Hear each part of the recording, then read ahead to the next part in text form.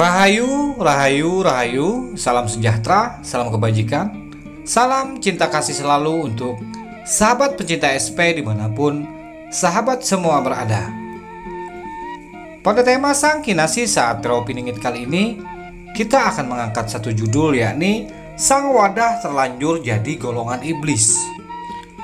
Sang wadah penampung energi positif dan energi negatif itu adalah manusia itu sendiri, di mana manusia dipilih oleh Yang Maha Kuasa sebagai khalifah di muka bumi ini yang akan mengelola tatanan dunia dan beserta isinya. Akan tetapi di dalam penciptaan sang manusia dibekali akal, pikiran, nafsu, di mana ketika manusia kalah dengan nafsunya, maka yang terjadi adalah manusia itu akan condong memperturutkan hawa nafsunya. Sementara apabila akal yang sebagai penimbang atas segala apa perbuatannya tentunya disertai dengan keimanan, yang terjadi adalah keseimbangan. Dia mampu mengelola nafsunya, menyalurkan nafsunya terarah kepada semestinya.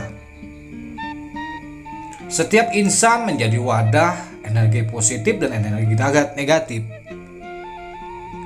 Akan tetapi berapa banyak ksatria-ksatria Nusantara yang menjadi terpilih sebagai penampung wadah energi positif, energi negatif, yang tidak mampu bertahan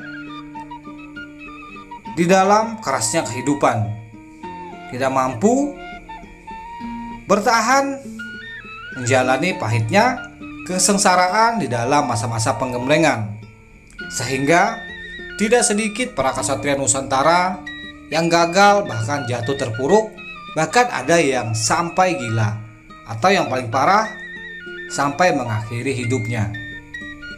Karena setiap sang wadah, setiap sang pinilih,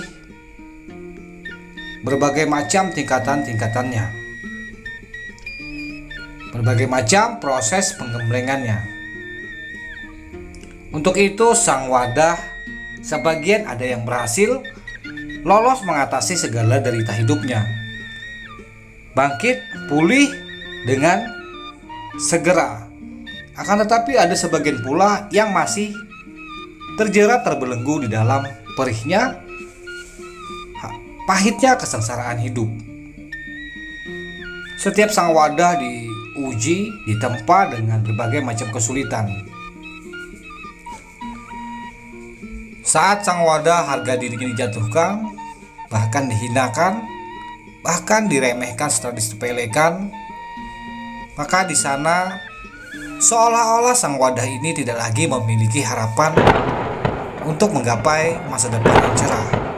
Meskipun sang wadah memiliki begitu banyak talenta, begitu banyak keistimewaan, namun keadaan membuatnya harus terdiskriminasi dari lingkungan sekitar, terkucilkan, bahkan hampir tidak ada satupun manusia yang dapat mengatasi permasalahan hidupnya.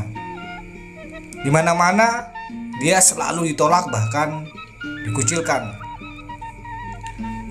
Sampai pada akhirnya sang wadah ini, meskipun memiliki keistimewaan, memiliki kehebatan di dalam dirinya, justru malah sang wadah kehilangan kesadaran dan berdiri di dalam kebencian, berdiri di atas kebencian, dan berdiri di barisan golongan iblis. Ketika sang iblis yang memberikan uluran bantuan, yang memberikan kebangkitan untuk sang wadah yang telah terpuruk.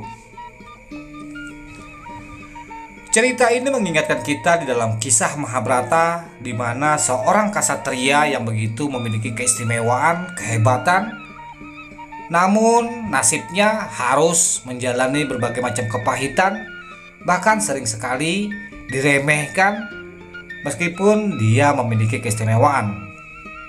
Keadaan lingkungan membuatnya semakin terpuruk, semakin merasakan kepahitan hidup, Sehingga ketika segala kemampuannya, segala keistimewaannya justru malah diambil alih, dipungut oleh golongan iblis, golongan Kurawa, golongan Sangkuni.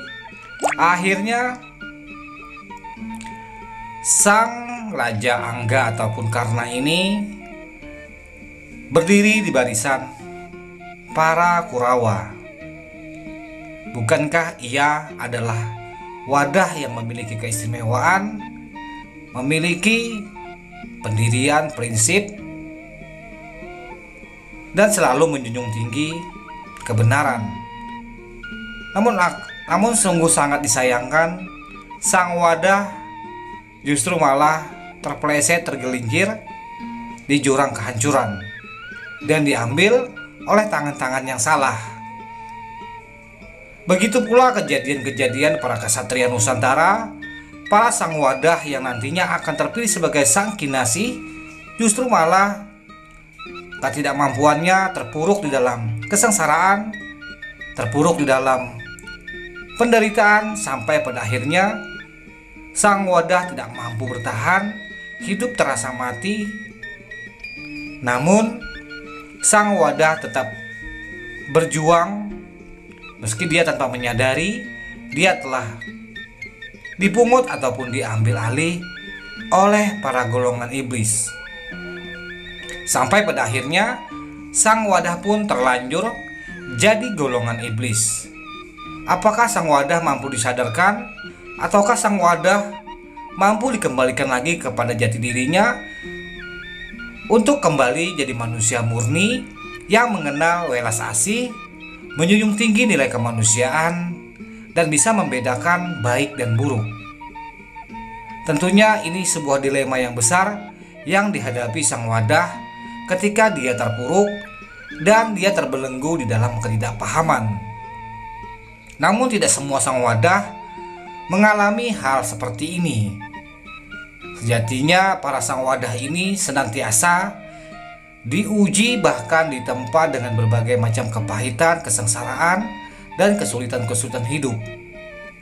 Sehingga tak jarang sang wadah banyak yang jatuh terpeleset, bahkan terpuruk di dalam lingkaran-lingkaran yang sangat memilukan. Salah hilap mohon dimaafkan. Salam santun, salam rahayu, salam kebajikan, salam cinta kasih selalu untuk sahabat pencinta SP. Rahayu, rahayu, rahayu, Sagung Dumadi.